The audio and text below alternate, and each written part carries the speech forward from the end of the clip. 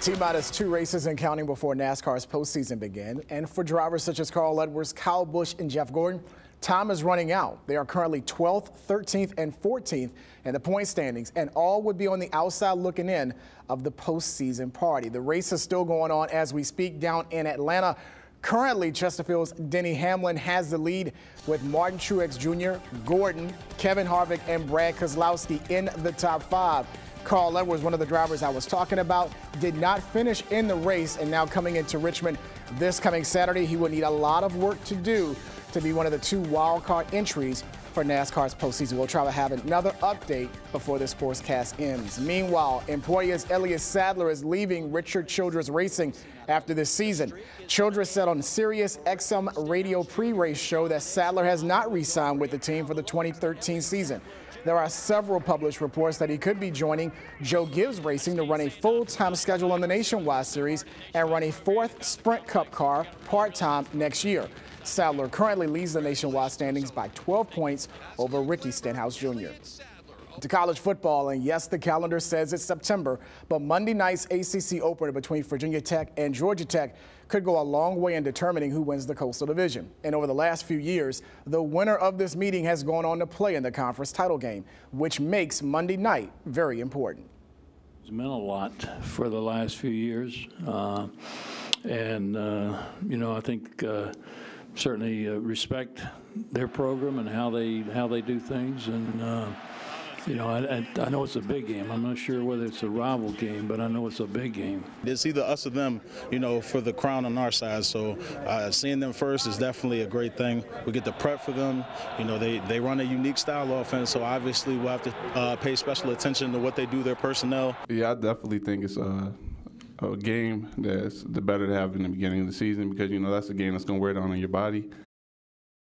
One of the more unique storylines from Saturday's UVA Richmond game was Spiders head coach Danny Rocco trying to beat his nephew, Cavaliers quarterback Michael Rocco.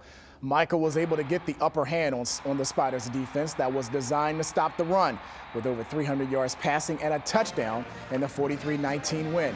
After the game, they met at midfield, exchanged some hugs and kind words.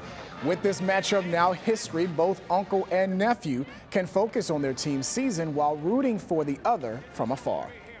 I'm just really proud of Michael and what all he's done, and the way he performed and competed. And I've been following him for a long time, and he had some poise, and that hurt us today. We're very close. Me and my uncle and his son, my cousin, are really close. Both of our families are very close. So I take pride in what he does, and he takes pride in me. It's a really special thing about our family. Quick update, the race has just concluded down in Atlanta, and Chesterfield's Denny Hamlin picks up his 4th win of the season in the Advocare 500. Jeff Gordon, Brad Keselowski, Martin Truex Jr., and Kevin Harvick round out the top 5. We'll have much more on this coming up tomorrow on CBS 6 beginning at 6 p.m. Back to football. James Madison began their 2012 season with an easy 55-7 win over St. Francis Saturday night. Former Verona standout Justin Thorpe accounted for over 250 yards of total offense and 3 touchdowns as the Dukes racked up 602 yards of offense, the 3rd highest in school history. And based on the reaction of the team after the game, they feel that this won't be a one-time thing. To open the season with a bang. We have a great offense and an awesome defense, so there's no reason why we shouldn't score 40 a week. The things we did were okay, we could execute a little bit better, but overall as a defense, I think we left the game. Stars left the game with like 52 total yards. So, that's good. We just got to keep coming out and playing aggressive every time. The last 8 minutes of the game, we ran one play.